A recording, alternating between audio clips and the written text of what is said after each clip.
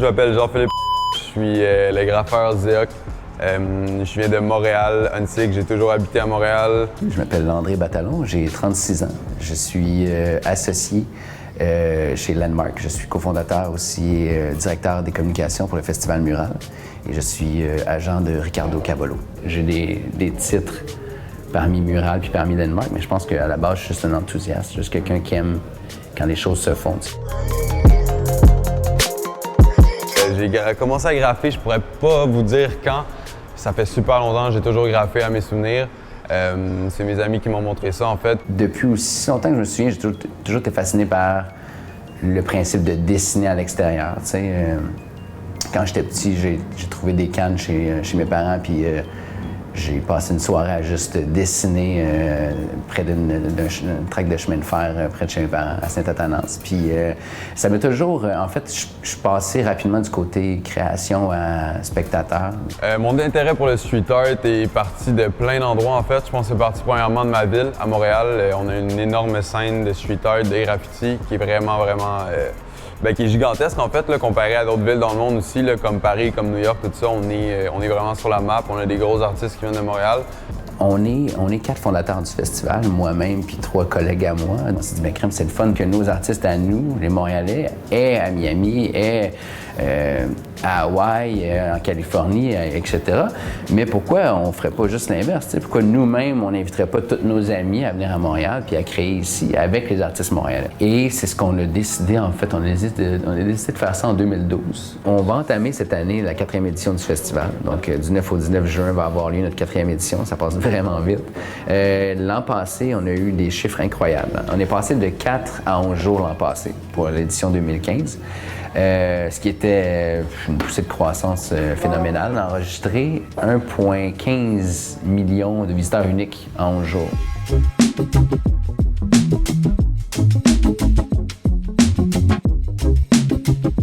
Ça prend beaucoup de matériel. Tu commences, mettons, avec des cannes plus cheap qui coûtent moins cher que tu allé prendre au Rona. Et après ça, tu peux te retrouver avec du bon matériel que tu as acheté au Sino. Puis tu peux développer après ça. Tu peux mieux te développer avec du bon matériel. C'est sûr qu'il y a des coûts reliés à ça. C'est pas toujours c'est pas toujours cheap. Des fois, c'est assez dispendieux. C'est dans le financement. On met le plus de temps dans le festival, d'en trouver des partenaires qui voient le potentiel, aussi qui créent quelque chose de pertinent avec eux, qui fait que ça va être que leur partenariat va être, comment je pourrais dire, pertinent pour nous, puis qui va leur apporter une valeur aussi. Bien là, Mural, en fait, c'est qu'eux, ils invitent énormément des très, très gros artistes, en fait. Là, il faut que tu sois reconnu internationalement, puis tu as une grosse base, puis tu fasses ça, en fait, pour survivre, pour vivre, en fait, c'est ton travail. Non, j'ai pas participé à Mural, je suis allé souvent, c'est sûr. J'ai participé au Under Pressure. C'est sûr que c'est plutôt facile de trouver des artistes qui sont montréalais, du sens où on est nous-mêmes des fans de notre propre ville puis de notre propre scène artistique. Donc, c'est même crève-cœur parce que, tu sais, on sélectionne juste une petite partie d'artistes, dans le sens où on a entre 15 à 20 muralistes par année qui vont venir faire des murs. Donc, c'est quand même un petit nombre. 50 % d'entre eux sont internationaux, l'autre 50 % est local. Tu peux vivre du street art, mais c'est vraiment difficile. Il faut que tu fasses partie d'une classe à part, j'ai l'impression. C'est vraiment pas facile, mais de plus en plus, c'est en train de se développer. De plus en plus, on a du graph et du street art qui rentrent dans les musées. Je pense qu'un artiste peut vivre du street art s'il fait bien les choses, s'il s'entoure bien, s'il est organisé, si son style aussi le rend heureux, puis aussi génère l'intérêt des collectionneurs et ou des établissements artistiques. Par contre, je pense pas que ce soit tout le monde qui peut s'en vivre. Ça devrait te rendre heureux first, puis après ça, si tu trouves une façon de faire de l'argent avec ça, ben tant mieux. Mais je pense que l'important, c'est de rester intègre, parce que sinon, tu sais, du street art qui est fait pour les mauvaises raisons, mais c'est plus du street art, là. C'est juste du marketing. Ça partira jamais le rapport de police et graffiteurs, le rapport de haine qu'il y a là-dedans, parce que le graffiti est un peu parti de là aussi, en quelque part. Ça devient plus une activité sociale un moment donné, puis c'est cool parce que souvent, quand tu as des murs légaux, tu as le droit de te rassembler là avec plusieurs personnes. Fait que, comme je disais, moi, je viens d'Antique, puis j'ai un mur Lego. J'étais super chanceux d'habiter tout proche d'un mur légal qui est super beau, en plus, qui est sur le bord de l'eau. Puis souvent, quand on se ramassait là une gang de 20 personnes. Même s'il y avait seulement comme 4 ou 5 personnes qui peintent, tous les amis se pointent là, puis le monde amène des stéréos avec de la musique, puis barbecue and all. L'espace légal, ouais, il en manque définitivement. Je pense que le peu de murs légaux qu'on a à Montréal sont surcapitalisés par plein d'artistes, puis je le comprends. Ça fait que oui, c'est le fun en tant que passant parce que les œuvres se rafraîchissent, mais c'est sûr que c'est un peu plate en tant qu'artiste. Puis c'est un peu frustrant quand tu vas dépenser, admettons, 100-150$ de peinture ou de canettes. Tu vas aller passer 8 heures de temps sur une peinture, sur un mur, pendant une journée, puis là, tu finis ta peinture, il fait un peu noir, fait que tu peux pas prendre de bonnes photos, fait que tu te dis, je vais revenir demain matin à 9 heures prendre mes photos avec le gros soleil. Tu arrives au mur, puis il y a déjà quelqu'un qui est en train de repasser dessus avec un rouleau, puis il a déjà repassé la moitié de ta peinture.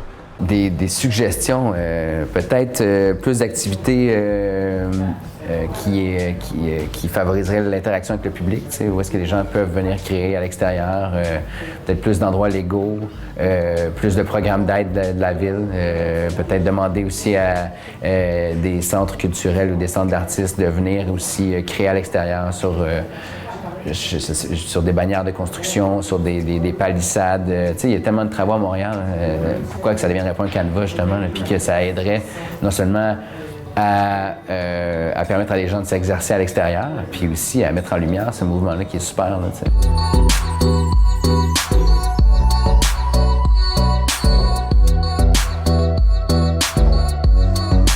le graffiti comme porte d'entrée au spectre de l'art urbain, c'est une petite porte. C'est pas tout le monde qui veut y entrer parce qu'il y a beaucoup de préjugés, il y a beaucoup de perceptions différentes. Mais quand tu parles de muralisme, quand tu parles de beaux-arts sur des murs de 5-6 étages, bien là, soudainement, la porte s'agrandit et ça devient beaucoup plus accessible. Puis là, les gens sont game de dire « Ah, mais le graffiti, ah ouais, OK, ça c'est cool, finalement. » Tu sais, c'est pas juste ça vient casser des mythes. Puis ça vient justement rassembler aussi des nouveaux fans. Je pense que le spectateur du street art, c'est celui qui veut le voir. Parce que celui qui n'est pas intéressé ne le verra jamais. C'est sûr que tu vas rencontrer n'importe qui dans la rue ou les personnes, mettons, plus âgées qui n'aiment pas ça, qui vont dire, ils vont voir une grosse peinture dans la rue, une grosse fresque, je veux dire, un graphe, puis ils vont dire « Waouh, ça c'est beau, j'adore ça, mais j'aime pas les tags, j'aime pas les signatures sur mon coin de rue, j'aime pas ces affaires-là. » Mais l'un ne va pas sans l'autre. Sans me cacher, je l'ai fait. C'est comme ça que j'ai commencé. J'allais pas faire des grosses fresques sur les murs. Je sortais la nuit à 3 heures puis je signais mon nom sur les murs de mon quartier, tu sais.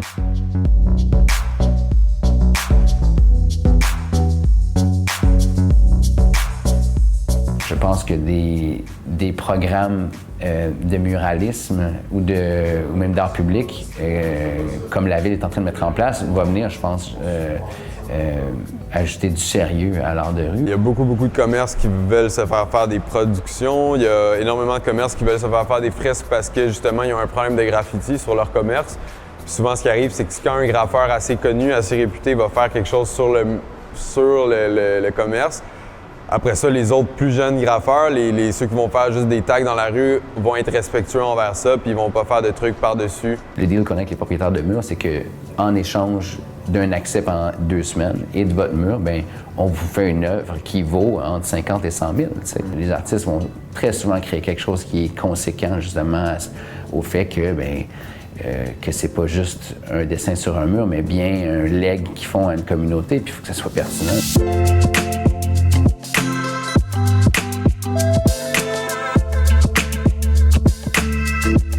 Ça va tout le temps déplaire à quelqu'un, parce que dès que tu viens imposer quelque chose dans un espace public, c'est sûr que tu as un pourcentage de gens qui vont être choqués. Si tout le monde se plaint d'un mur gris ou d'un mur blanc, il n'y a rien qui va changer, mais il s'agit qu'il y ait une personne qui se plaigne d'un mur coloré puis il est effacé.